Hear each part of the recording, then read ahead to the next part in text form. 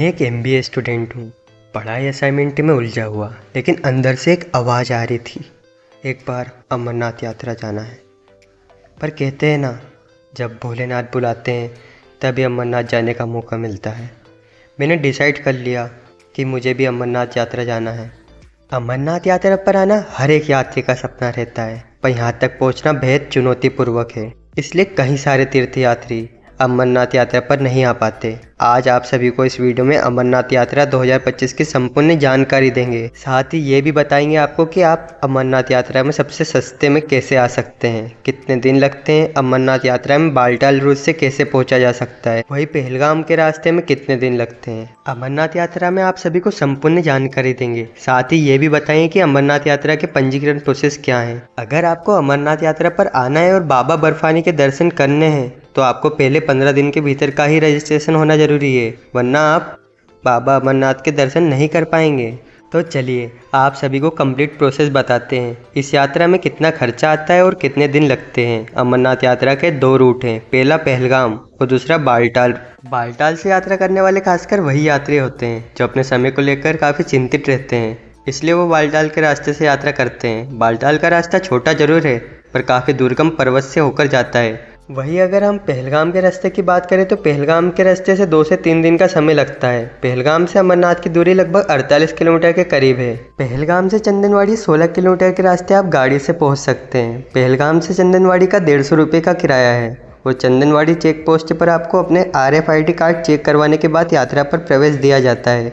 आपको बता दो, अमरनाथ यात्रा का पहलगाम रूट ये एक पारंपरिक रास्ता है। खासकर तीर्थयात्री अपनी यात्रा यहीं से शुरू करते हैं। तीर्थयात्रियों को अमरनाथ यात्रा पर आने के लिए सबसे पहले अनिवार्य दस्तावेज कुछ इस प्रकार के रहते हैं। अमरनाथ यात्रा पर अगर आप 2025 में आने का विचार कर रहे हैं तो सबसे पहले आपको अपना रजिस्ट्रेशन यानी कि पंजीकरण करवाना जरूरी होगा। रजिस्ट्रेशन करवाने के लिए आपको अपने नज़दीक बैंक शाखा या हॉस्पिटल में जाना होगा। आपको किस बैंक की किस शाखा में जाना है ये साइन बोर्ड द्वारा तय किया जाता है। इन बैंक और शाखाओं की लिस्ट वेबसाइट पर अपडेट की जाती है। यहाँ से आप जानकारी प्राप्त करके संबंधित बैंक में जाकर आप अपना पंजीकरण यानी कि रजिस्ट्रेशन करवा सकते हैं। अब इस रजिस्ट्रेशन के लिए ज़रूरी होता है मेडिकल सर्टिफिकेट। बिना मेडिकल सर्टिफिकेट का आपका रजिस्ट्रेशन नहीं हो पाएगा। ऐसा नहीं है कि आप कहीं से भी हेल्थ सर्टिफिकेट बनवा सकते हैं। किस हॉस्पिटल से और कौन से डॉक्टर द्वारा आपका हेल्थ सर्टिफिकेट बनाया जाएगा ये भी अमरनाथ साइन बोर्ड द्वारा तय किया जाता है, जिसकी लिस्ट अमरनाथ साइन बोर्ड के वेबसाइट पर दिखाई जाती है। उसके अनुसार ही आपको अपने जिले के डॉक्टर से मिलकर हेल्थ सर्टिफिकेट बनवाना है। ये हेल्थ सर्टिफिकेट ऑनलाइन और ऑफलाइन दोनों रजिस्ट्रेशन के लिए काम आएगा। रजिस्ट्रेशन करवाते समय एक बात का अवश्य ध्यान रखें, रजिस्ट्रेशन करवाते समय कोई भी गलतियाँ ना करें। एक बार जिसका रजिस्ट्रेशन हो गया, एक बार जो आधार कार्ड नंबर रजिस्ट्रेशन के लिए यूज़ हो गया, उसका रजिस्ट्रेशन दोबारा नहीं होता। इसलिए रजिस्ट्रेशन करवाते समय किसी भी प्रकार की गलतियों को ना होने दें। और रजिस्ट्रेशन से रिलेटेड कोई भी अगर आपको दिक्कत है तो स्क्रीन पर दिख रहे नंबर पर कॉल कीजिए। इनके द्वारा आपका रजिस्ट्रेशन करवा दिया जाएगा। अप्रैल महीने में ऑनलाइन और ऑफलाइन दोनों रजिस्ट्रेशन होते हैं। पहले ऑफलाइन रजिस्ट्रेशन शुरू होते हैं और उसके बाद ऑनलाइन रजिस्ट्रेशन शुरू किए जाते हैं। ऑफलाइन रजिस्ट्रेशन के लिए आपको यस बैंक, SBI बैंक और पंजाब नेशनल बैंक की शाखा में जाकर आपको रजिस्ट्रेशन करवाना है। यात्रा के लिए मेडिकल करवाते समय अस्थमा जैसे रोग, ब्लड ग्रुप और ऑक्सीजन की मात्रा में कमी या फिर ECG टेस्ट किए जाते हैं, जिससे आपका अमरनाथ यात्रा पर आने के लिए स्वास्थ्य पूरी तरह से ठीक होना चाहिए।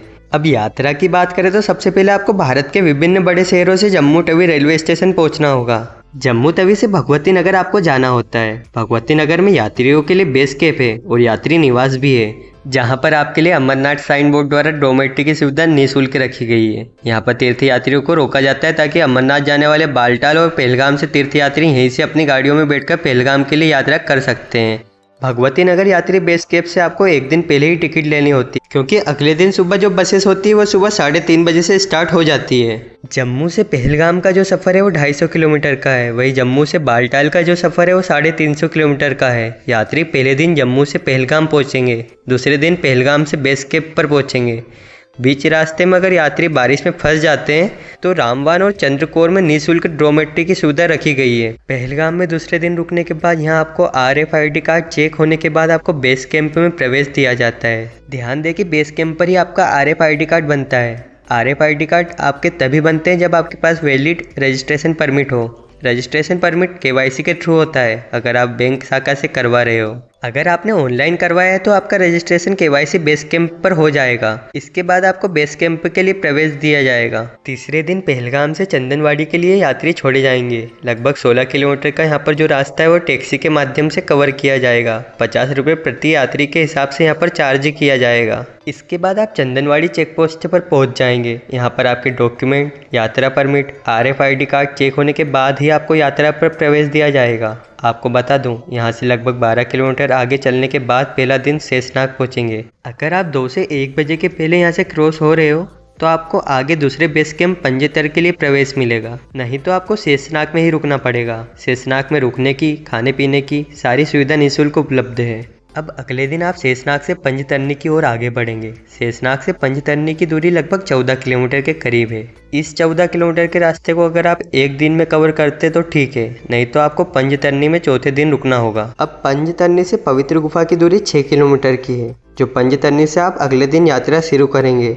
6 किलोमीटर की ओर पवित्र गुफा के दर्शन करेंगे बाबा अमरनाथ जी के। अगर टाइम ड्यूरेशन की बात करें तो जम्मू तवी से यहाँ तक आने में 5 दिन लगते हैं। वही अगर पहलगाम से देखें तो पहलगाम से यहाँ तक आने में 2 दिन का समय लगता है। और अगर बालटाल वाले रास्ते की बात करें तो बालटाल के रास्ते से आप एक ही दिन में पवित्र गुफा तक आ जाएंगे, परंतु बालटाल का रास्ता बहुत कठिन है। इसके बाद पंजतरणी में एक रात रुककर आप अगले दिन वापस भी हो सकते हैं। बालटाल वाले रास्ते पे सभी जगह रुकने के लिए निःशुल्क सुविधा है। अगर निःशुल्क सुविधा खत्म हो जाती है तो इसके बाद आपको पेड सुविधा भी उपलब्ध है, जिसमें आपको 500 से 600 प्रति व्यक्ति के हिसाब से टेंट मिल जाएगा। अब बात करें पवित्र गुफा के पास रहने की, तो 2022 के पहले तक पवित्र गुफा के पास रहने की सुविधा उपलब्ध थी। 2022 में बादल फटने की वजह से काफ़ी नुकसान हुआ था, जिसके तहत 2022 के बाद यहाँ पर ये सुविधा बंद कर दी गई।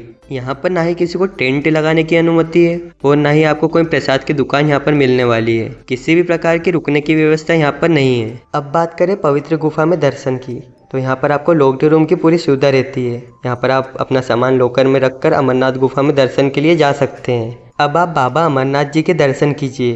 दर्शन करने के बाद आसपास का जो परिसर है घूमिए, वादियों का आनंद लीजिए। अगर आपको एक दिन एक्स्ट्रा स्टे करना है तो आप वापस 6 किलोमीटर पीछे पंजतरणी में जाइए। वहाँ पर आप रुकिए, आसपास के प्रकृति का आनंद लीजिए, या आप बिना स्टे सीधा नीचे भी आ सकते हैं। इस यात्रा पर आने के लिए मैं आपको सजेस्ट करूंगा आप आते समय पहलगाम वाला मार्ग चुनें और जाते समय बालटाल वाला। और एक बात और, ये दोनों जो जगह है पहलगाम और बालटाल, ये दोनों एक दूसरे से लगभग 250 किलोमीटर की दूरी पर हैं।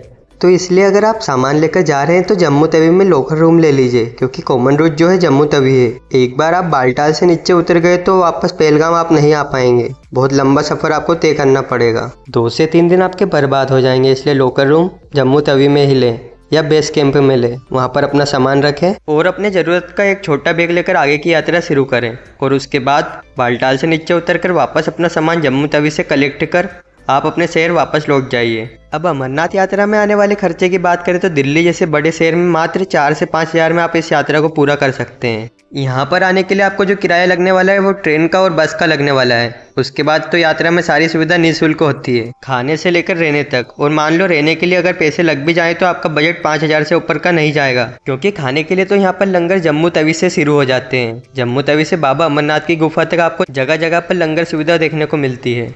मैं एक बार और बता देता हूँ, अगर आपको यात्रा में आना है और शिवलिंग के दर्शन करने तो शुरुआत के 15 दिन में ही कीजिए। शुरू के 15 दिन के बाद शिवलिंग जो है पिघलने लगता है, उसके बाद बाबा अमरनाथ जी के दर्शन नहीं हो पाते। हालांकि यात्रा 2 महीने तक चलती है पर शिवलिंग के दर्शन नहीं हो पाते। तो ध्यान रखिए, शुरुआत के 15 दिन का ही प्लान बनाइए और अपनी यात्रा पूरी करें। उम्मीद करता हूँ आपको जानकारी बहुत पसंद आई होगी। तो इस वीडियो को लाइक कीजिए और शेयर कीजिए उन दोस्तों के साथ जिनके साथ आप अमरनाथ यात्रा पर आना चाहते हैं। तो मिलते हैं अगली वीडियो में नई जानकारी के साथ। हर हर महादेव।